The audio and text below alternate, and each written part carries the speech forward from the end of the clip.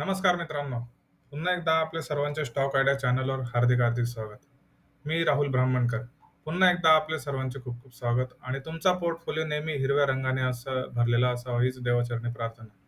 तर मित्रांनो, जसे की बघू शकता मागील 6 ते 7 महिन्यांपासून मार्केटमध्ये पडझडीनंतर सध्या मार्केटमध्ये एक चांगली पॉझिटिव्हिटी दिसून येत आहे. निफ्टी त्याच्या लोवरून जवळ-जवळ 9% वधारलेला आहे.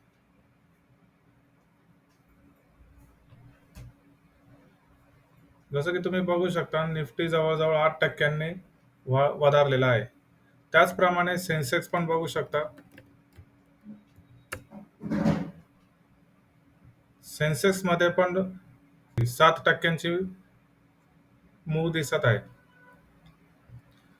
त्याचप्रमाणे बँक निफ्टीमध्ये पण जसे की बघू शकता मित्रांनो बँक निफ्टीमध्ये सुद्धा एक लॉंग कन्सॉलिडेशन नंतर ब्रेकआउट दिलेला आहे. हे आपण विकली चार्टवर बघत आहोत मित्रांनो. डेली चार्टमध्ये पण तुम्ही बघू शकता आजच्या सेशनमध्ये एक चांगला ब्रेकआउट बँक निफ्टीने दिलेला आहे. स्ट्रॉंग ब्रेकआउट दिलेला आहे. तर मित्रांनो कमेंट करून आम्हाला जरूर कळवा की इथून पुढे मार्केटची मूव्ह कशी राहील. मार्केट वरती जाणार की खाली जाणार? आम्हाला कमेंट बॉक्समध्ये जरूर कळवा. आता आपण जरा FIDIचा पण काही डाटा बघूया. तर इथे आपण वेबसाईट ओपन केली आहे. आजचा अजून अपडेट झालेला नाहीये. त्याच्यामुळे 16 एप्रिलचा डाटा जर बघितला तर FIने कॅश मार्केटमध्ये 4,000 करोडची खरेदी केली आहे आणि इंडेक्स ऑप्शनमध्ये 35,000 करोडची खरेदी केलेली आहे मित्रांनो. म्हणजे FIने सुद्धा खरेदी सुरू केलेली आहे.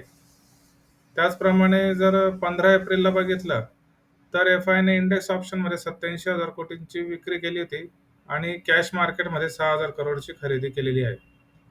आणि इंडेक्स फ्युचर्समध्ये 2300 करोडची खरेदी आणि स्टॉक फ्युचर्समध्ये 4,500 करोडची खरेदी केलेली दिसत आहे. तर इथं टोटल जर बघितलं तर कालच्या दिवशी 16 एप्रिल रोजी जवळ-जवळ 4,000 करोडची खरेदी दिसत आहे आणि 15 एप्रिलला 6,000 कोटींची खरेदी दिसत आहे.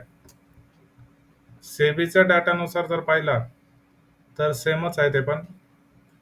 मंथली जर बघितला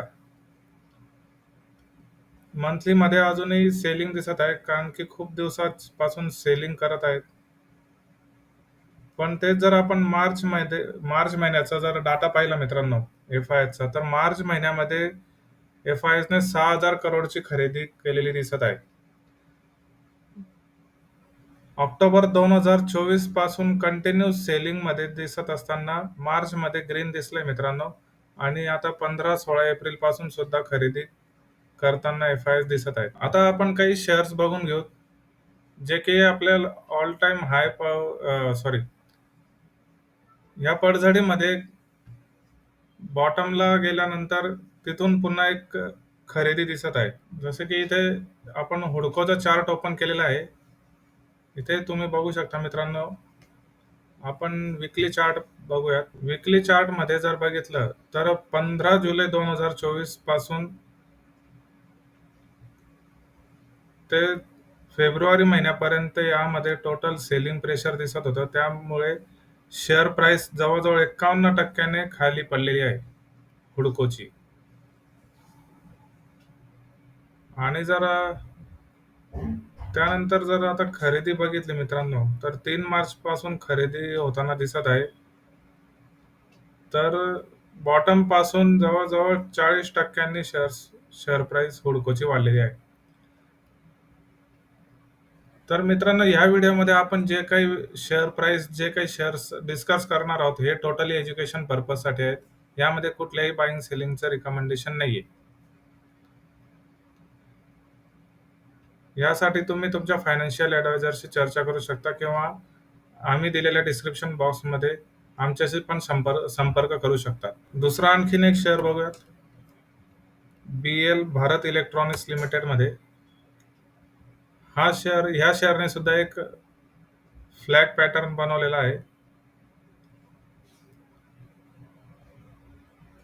याला फ्लॅग पॅटर्न म्हणतात मित्रांनो कारण की हा एक फ्लॅग सारखा दिसतो. तर हा पण सध्या एका कन्सोलिडेशन झोनमध्येच आहे. तर हे जर तुम्ही बघाल तर बॉटम पासून जवळ-जवळ 20% ची खरेदी दिसत आहे. 20% वरती दिसत आहे शेअर.